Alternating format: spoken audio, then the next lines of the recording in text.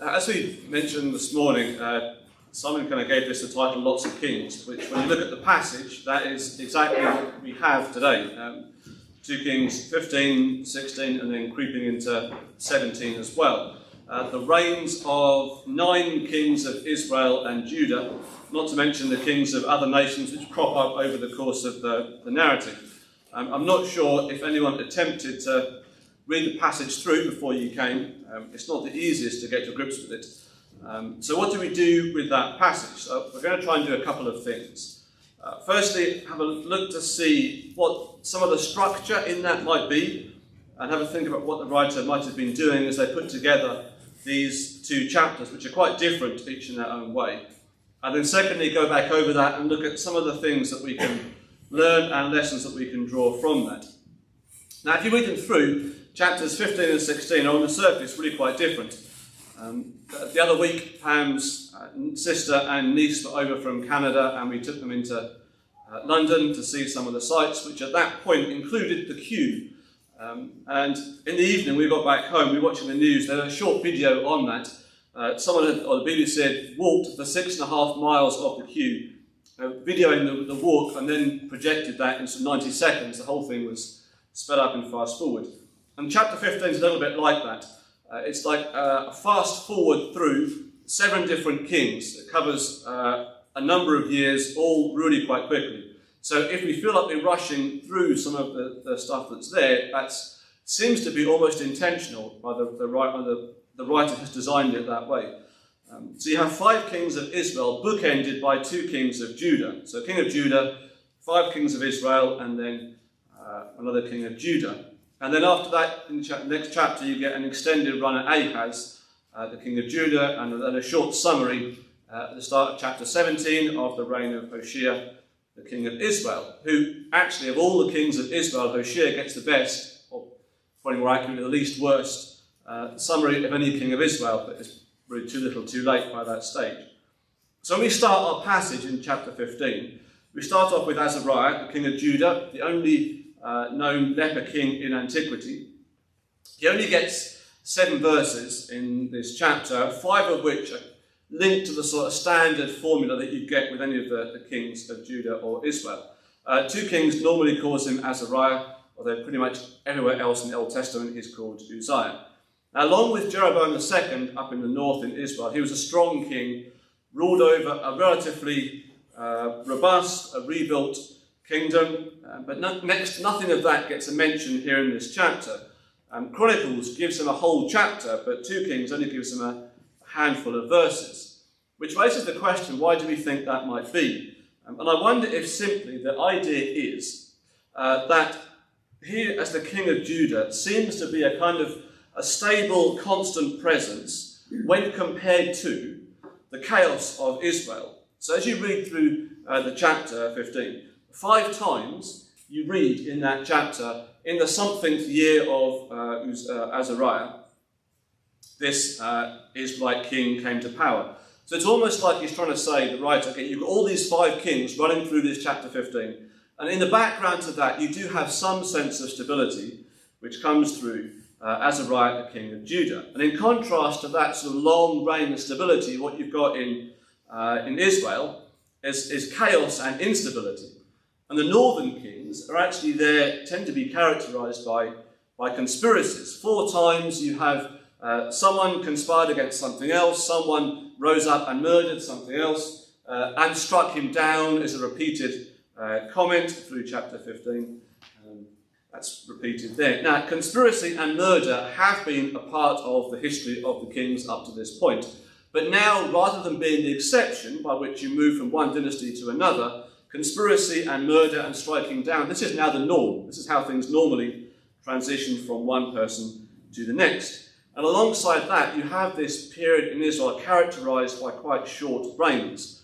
So Zechariah reigns 6 months, Shallum reigns 1 month, Pekahiah reigns 2 years. Everybody is there grasping for power, seeking to keep hold of whatever power they have. It's all quite a contrast to what you get in the New Testament when Jesus talks several hundred years later about leadership. He characterizes leadership by humility, by mercy, by service. Matthew 20, whoever will be great among you must be your servant. Now, when Jesus says that, he's referring to Gentile rulers, but he could quite easily have been talking about the kings of Israel at that point. The way Jesus portrays leadership is really quite different to what we see in Israel at this point. So if the kings of Israel then are characterized by instability, by conspiracy, by murder, by chaos, what happens then if you run into chapter 16? If chapter 15 is like on fast forward, chapter 16 then slows to a kind of comparative crawl. And rather than rapidly running through a whole sequence of kings, you hone in on one specific king, Ahaz, king of Judah. It's almost like the writer of 2 Kings is then posing a question for us, saying, okay, we've had this kind of quick-fire approach, looking at all of these kings, and that really was pretty disastrous. What will happen if now we take a close look at one king, just the king of Judah? How will that look if we do that? If we switch to a dedicated focus on one king, is that any better? And the answer is pretty quickly, no, it's not. So the first few verses of the chapter give you a summary of Ahaz's reign. So let's start with chapter 16. In the 17th year of Pekah, the son of Remaliah, Ahaz, the son of Jotham, king of Judah, began to reign.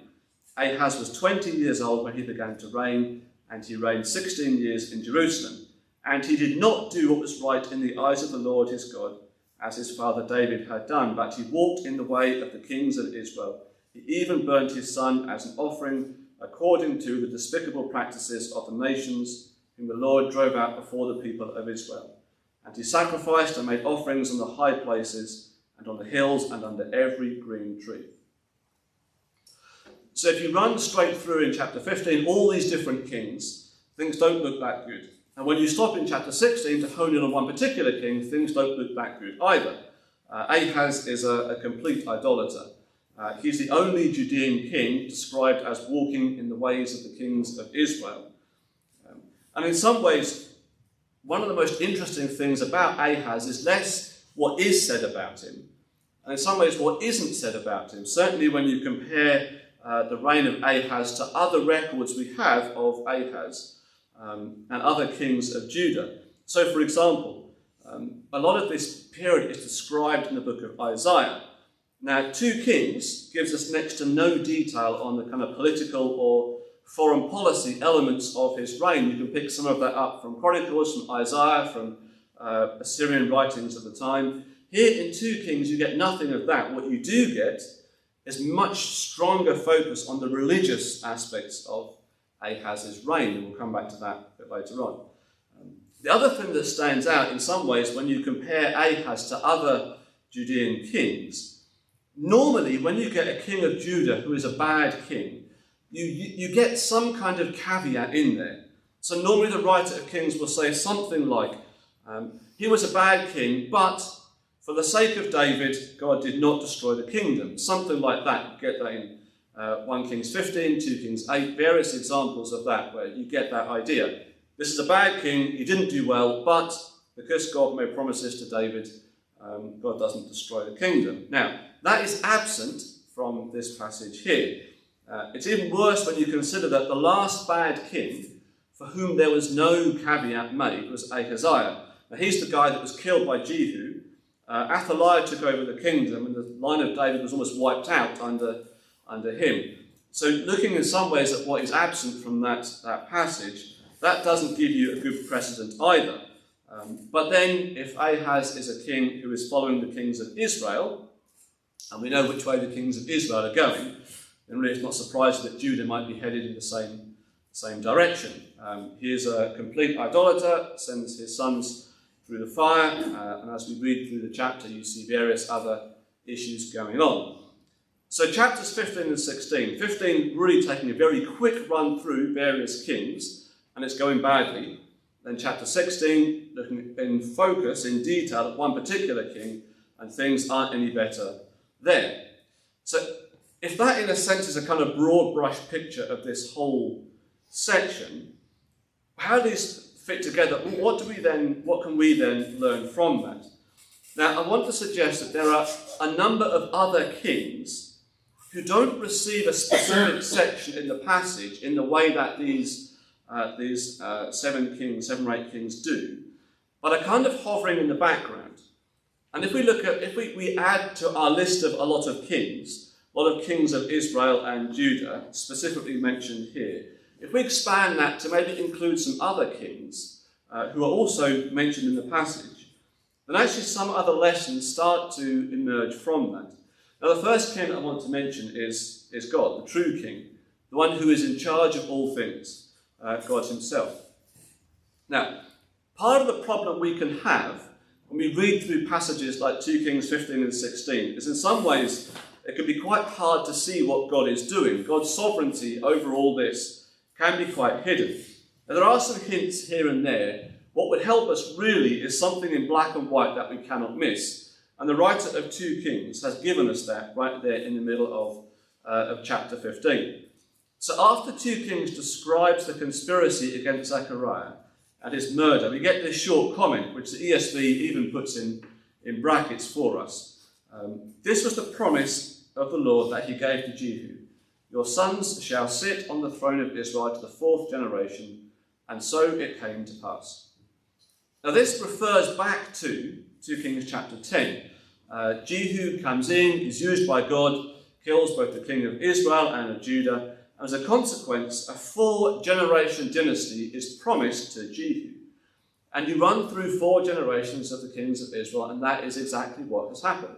And so when Zechariah is killed and a new line, a new royal house comes to power, the writer of 2 Kings reminds us that what God had said 4 generations earlier is exactly what has now happened. When God says something will happen, it will happen. And the writer just inserts this. You might read all these kings, you might see all these things taking place. You might think that all is chaos and instability and rebellion and disobedience. But don't forget that here in the background, the true king, God, he is there controlling everything. He's making sure it all works out according to his plan. And just to remind us that God's plan often comes to pass over the long term. You mustn't judge what's happening just on the basis of a few months or a few years. Don't just look at the reign of one king and think this is just horrible, God must have lost control.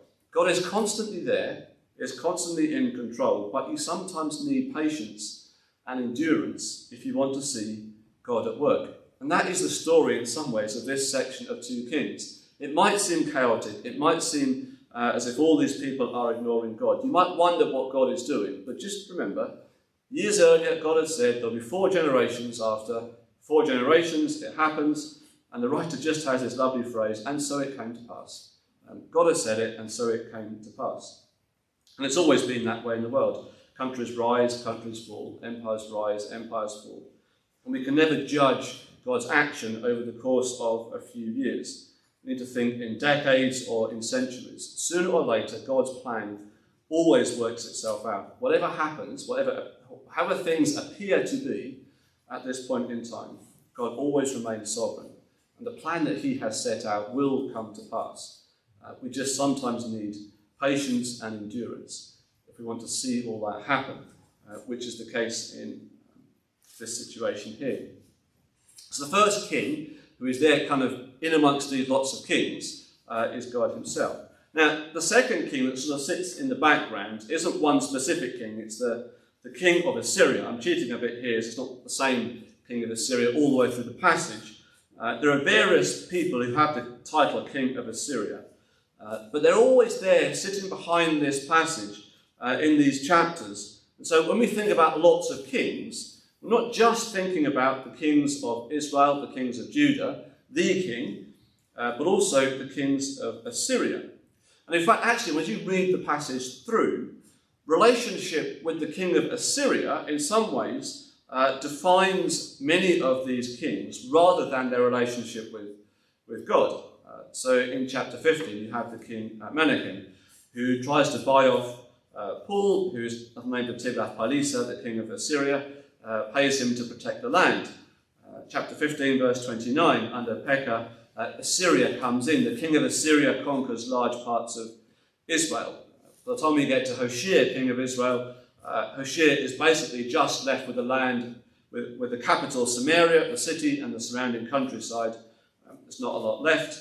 By the time you get to Hoshea, he rebels against the king of Assyria, forms an alliance with Egypt, which then provokes the king of Assyria to invade. So the kind of growing power of the kingdom of Assyria and the actions of the king of Assyria and the relationships between the kings of Israel and Judah and the king of Assyria then becomes a sort of defining point for much of these two chapters. So they extend that by the time you get to chapter 17, you read 6 verses to summarise the reign of Hoshea. And those 6 verses, talking about a king of Judah, specifically mention the king of Assyria 5 times. 5 times in 6 verses, because everything here is now being dominated by the power of the empire of Assyria and by the will of the king of Assyria. Now, again, it's kind of interesting that at just the moment that Israel is going through all this chaos and instability and the kingdom of Israel is beginning to crumble, Assyria is rising in power and ascending to the highest point in their history. Now, is that a coincidence? No. God is simply coordinating all these circumstances to bring about exactly what he had said he would do.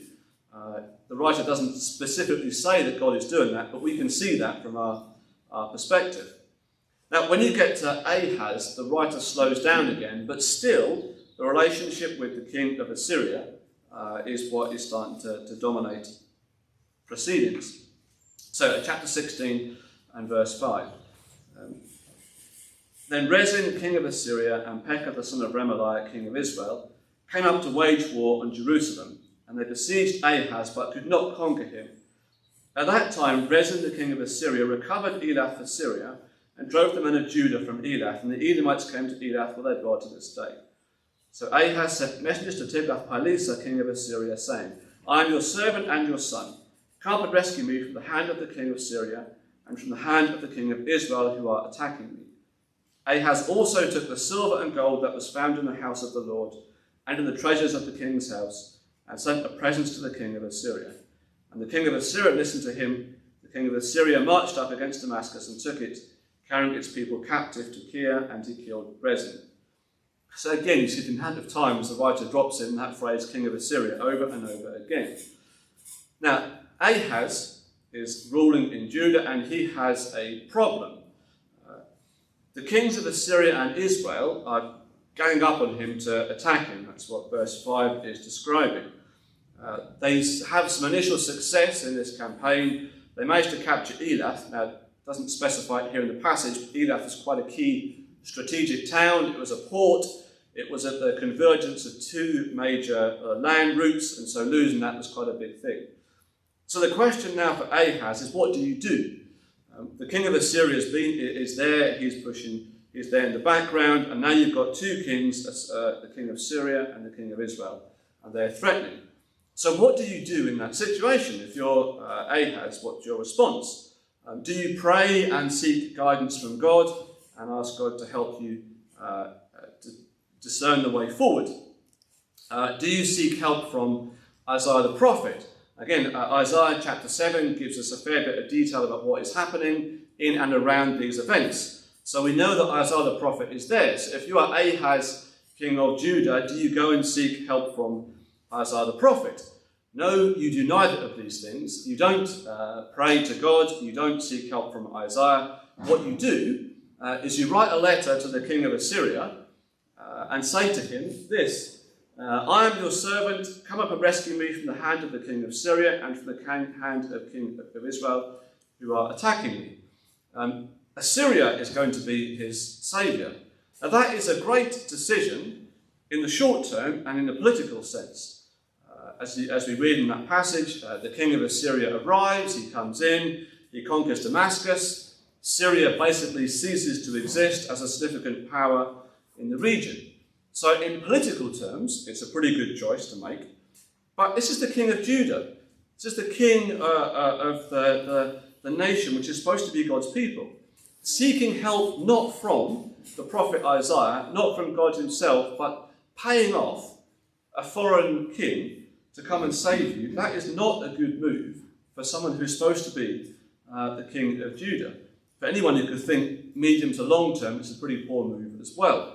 1938, Neville Chamberlain went to speak to to Hitler and declared peace in our time. Churchill, commenting on that same thing, said this: "An appeaser is one who feeds a crocodile, hoping that it will eat him last." And that is basically what Ahaz's situation is. If Assyria is the crocodile, Ahaz is paying him off, really in the hope that he'll be the last one to get eaten by it. The Assyrians might appear to be allies for Ahaz at the moment, but in time, rather than allies, they'll turn out to be agents of God's judgment. So Ahaz faces this situation, faces this problem. Threat from the king of Syria, threat from the king of Israel. What do you do when you go off and you find help from the king of Assyria, the king who's there sitting in the background of all this passage? And there's a sense in which the challenge then comes to us. What do we do when we hit problems in our lives? What do we do when the problems that we face are seemingly too big for our resources or our abilities? Do we trust God to find a way through for us? Or do we grasp what might appear to be the most logical human solution for the problems that come along? Like Ahaz, we often want something that's a solution that is both immediate and tangible, and even better if it appears to offer a bit of long-term security. Like I said, Isaiah 7 contains a message from the Lord to Ahaz, in which God promises that this impending invasion will not succeed. But essentially what Ahaz has to do is just wait. Wait and see what God will do. And instead Ahaz says, I've got a better plan. I've got a plan which will work even better. We'll send the silver and gold from the temple. We'll buy off the Assyrians and they'll come and help us out. And I will say to the king of Assyria, I'm your son. You be my saviour. You help me out here. And sometimes the harder thing to do is actually to do nothing. Is to stop and to wait and to see what God will do. Part of my job with Echoes is working with the First Serve Gap Year programme. And a lot of the people coming in at ages 18 and 19 really want to know what is the plan for the coming year. And so we try and detail out for them at the beginning of the year, here's a plan, this is what we hope will happen. And we always say to them, the chances are it won't happen that way.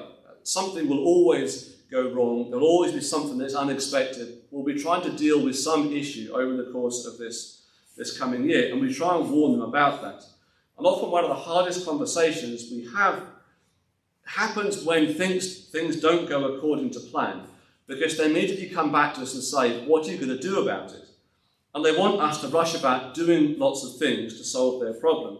It's quite frustrating for them when our answer is usually, we're not going to do anything. Not yet, anyway.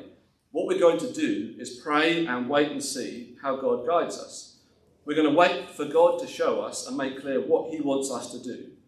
We're going to wait for God to reveal to us the way that he is adjusting our plan so that it conforms to his plan. And then once we discern what God wants us to do, then we'll start doing something. What they want us to do is make lots of decisions and throw ourselves into action. But so often the right course of action actually is first to pray and to wait. And we can't act wisely until God has answered and made the way forward clear. But waiting and praying isn't usually the answer they're looking for. And that's not always an easy conversation. I don't think actually we're that much different once we're older. I remember in 2016, when we were planning to leave Peru, wondering what the next phase of life would be. And through the internet, we had an interview with a church who offered me a position with them. And in lots of ways, it was ideal. They were offering a fixed salary. They would help sort housing out for us. They would help us in the transition from Peru to UK. Going to help us adjust to life in the UK. Lots of positives. It was an offer which had stability, security, all attached to it. We'd know what we were going to do as we left Peru well over a year before we even left. We'd have something fixed to go to. We would know what we could do. We could plan for it. In lots of ways, it was ideal. But we never really felt at peace with it. And turning that down was one of the hardest things we did in that last year leaving Peru, because the alternative was, in a sense, nothing. We had no alternative. The alternative was just waiting to see what God will do. And for the best part of 2 years, as it turned out, we just had to wait, try and do the next thing, and wait to see what God would do and to present us with the alternative that he had in mind. And that meant a lot more instability and a lot more insecurity, but that's what we felt God was calling us towards. And that, in a sense, was the challenge, not to rush into the first thing that came along, not to rush into the thing that felt the right decision in many ways, but actually didn't feel like what God was calling us towards. Lots of positives to that, lots of good things about it, but it wasn't what we felt God was asking us to do. And so we had to make the choice to turn that down and to wait and see what God would have for us, even if it took longer and was a harder path to go through. And that is, I guess, the challenge that Ahaz presents us with. That's the choice he made. Go with the logical, human, worldly wisdom method to solve the problem, but not actually the one that displays genuine trust in God. Frequently that is the hardest choice to make, or the harder choice to make, and often requires patience and wisdom and prayer and just simply waiting to see what God does. But that's not what Ahaz does. So, the great king is sat in the background. We see him, we're faced with that. The reality of the fact that to trust God, you sometimes need to wait. He's there in the background, always working. The king of Assyria is there in the background, and he presents us through Ahaz with that choice. What do we do when things are challenging? How do we respond to that? The last king, I think, whose influence is there all the way through these chapters, even if there's no section specifically dedicated to him, is Jeroboam. Not Jeroboam II, who we saw in last week's chapter, but Jeroboam I. Now, all the way through chapter 15, you kind of see this sins of Jeroboam formula for four of the 5 kings of Israel that we read about. Doesn't appear for Shallum, his reign so short that it almost isn't worth mentioning. But for 4 of those kings, you have that idea. This king of Israel, he kept going in the ways of Jeroboam I. Now, over 200 years have passed since Jeroboam I ruled, but his influence is still being felt. The sins that Jeroboam I committed, right back at the start of the kingdom of Israel, when the old complete kingdom separated into 2 halves, Israel in the north and Judah in the south. The sins that Jeroboam committed have flown all the way through. No one has ever stepped back to try and break that chain. And now it's come to the point where they're about to reap what they've sown. It's almost like all these kings of Israel have been blinded by whatever success they had or the periodic prosperity of the kingdom. No one ever thinks to look below the surface and see what is happening in Samaria. And so then you have this theme that runs all the way through, the influence of Jeroboam I. Now when you hit chapter 16, although we're now looking at Ahaz, the king of Judah, actually you still see the influence of Jeroboam I of Israel. So chapter 16 and verse 10. When King Ahaz went to Damascus to meet Tiglath-Pileser, king of Assyria, he saw the altar that was at Damascus. And King Ahaz sent to Uriah the priest a model of the altar and its pattern exact in all its details. And Uriah the priest built the altar in accordance with all that King Ahaz had sent from Damascus. So Uriah the priest made it before King Ahaz arrived from Damascus. And when the king came from Damascus, the king viewed the altar. Then the king drew near to the altar and went up on it and burnt his burnt offering and his grain offering and poured his drink offering and threw the blood of his peace offerings on the altar. So Ahaz, after making his agreement with the king of Assyria, travels up to Damascus and sees an altar there. And he commands a copy to be made in Samaria, which happens. Now, why does he do that? We're never specifically told. Maybe he wants to placate the Assyrians. Maybe he just likes the altar he's seen in Damascus. Maybe he thinks that the gods of Assyria might be stronger than any other gods because they seem to be winning all the battles at the moment. Part of the point seems to be that Ahaz has not been forced into this. This is a choice that he has made. And 2 Chronicles tells us that Ahaz worshipped the gods of Syria. So what is happening is that there is an influence being exerted on Ahaz. And as you run through that chapter, having already removed the silver and the gold from the temple to buy off the king of Assyria, Ahaz now goes on to remove the bronze things from the temple and remodel the temple himself. The temple is becoming less and less like the Jewish temple for Yahweh, and more like the temple for any other pagan god. And having removed both the silver and the gold and the bronze from the temple, you start to wonder, by the time in a few weeks we read about the Babylonians coming and conquering Jerusalem, you wonder if there's anything left for them actually to conquer. In all this process, what is Ahaz doing? Actually, he is behaving just like Jeroboam I, the king of Israel. In 1 Kings chapter 12, Jeroboam sets up a new altar as a rival to the one in Jerusalem. And what is Ahaz now doing? He is bringing a new altar in and false worship to the nation. Ahaz conducts a ceremony just like Solomon did years before. When Solomon dedicated the temple in Jerusalem, Solomon did this, conducts a ceremony, makes offerings.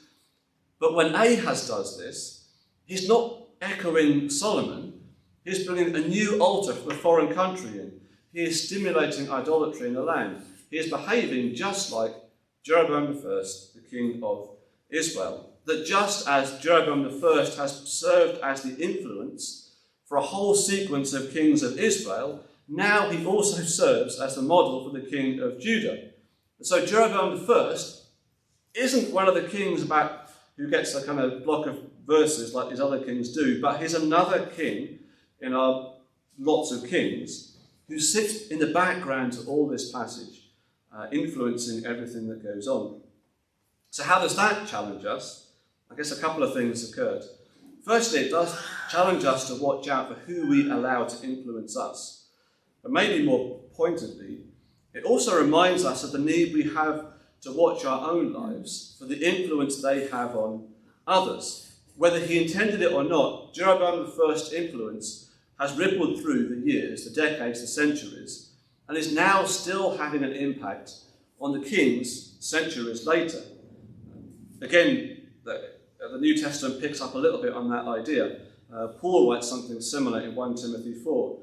1 Timothy 4 verse 16, Paul says this: "Keep a close watch on yourself and on your teaching. Persist in this, for by so doing you will save both yourself and your hearers." The influence that we have on others, it can often be much greater than we think. In the men's breakfast, we've just started studying a book by Vaughan Roberts. We're just doing chapter 2 this week, but having started it for the last breakfast, I just read on and finished it anyway. I was reading the chapter on pride. As Vaughan Roberts writes in this chapter on pride, he talks about the way in which he had a tendency to look down on another denomination in the church. Doesn't name it, but just says that was what had happened. And he writes that what shook him out of that kind of attitude was when one of the students he was teaching was talking to him about that denomination. And this student was speaking badly about a particular church within that denomination. And Vaughan Roberts says he was thinking, actually, this isn't a good attitude to be displaying. This doesn't display the kind of grace that a Christian should display towards other Christians. And then he realised where this student had got all these attitudes from. It was from Vaughan Roberts himself. And he felt so rebuked by that experience that he included it in his book on the chapter on pride. The influence that we have on others, whether for good or ill, can be greater than we think and can roll down through the years in the same way that Jeroboam's influence rolls down through the years also. So where do all these chapters leave us, 15 and 16? In a sense, they're just carrying us through to the end. Israel's end will come soon, next week, as we move on to the rest of chapter 17. Judah might have to wait a little bit longer, but it's just as inevitable. Reminds me of the verse in Galatians, "Do not be deceived, God is not mocked. Whatever one sows, that will he also reap." Israel and Judah can't carry on this way for much longer. They've sown disobedience and idolatry and will soon reap judgment. And God is sovereign and will see to it. But the thing that strikes you is even here, even in our chapter here, there's still grace. The last words of chapter 16, Hezekiah, his son, reigned in his place. If you know anything about Hezekiah, he's one of the best kings of Judah. So even here, in the 2 and a bit chapters, which is basically a record of successive failure, God is still working his plan out. God is still trying to bring his people to him. And just when it looks like Judah can't get any worse, God just drops in those few words to remind us that he is still working. He's still keeping his promises alive. His promise to bring from Israel the Messiah, the only one who can really and truly set things right, is still in action. It's still working its way out. There might be generations of kings here, which looks like complete failure, but God's plan is still in process, and it is the thing that will work itself out over the course of time. So even in the midst of all the kind of failure of that sequence, there is still hope. Let's pray, and then I've got a couple of questions for us to think through. Heavenly Father, we thank you for chapters like this, challenging in their own way, sequence of failures in many ways. But we thank you that you are still sovereign. You sit behind everything. And though sometimes in the space of months or years, it can be hard to discern what you are doing, we thank you that when you run it over the longer course, when we get to look back from our perspective, seeing decades and centuries of history, we can see your hand. We can see your control over all things. And we can see your grace working things out, bringing history to the point that you desire. We ask that you help us in our day too, living in the midst of changes and challenges. Often can be hard to see what you are doing, but we ask that you would give us the faith and the trust to know that we will look back one day in the future and see what it is you are doing and how you are working through all these different circumstances to bring history and to bring this world to the conclusion that you desire. We ask that you give us a confidence in you and your sovereignty, and a confidence not just in the bigger things but in our own individual lives, to accept the challenge of following you, even when that seems difficult or even illogical, and remembering that the way our lives knock on to others and have repercussions in their lives too. We ask that you give us a growing faith and trust in you for all that we go through in our lives. We ask this in Jesus' name.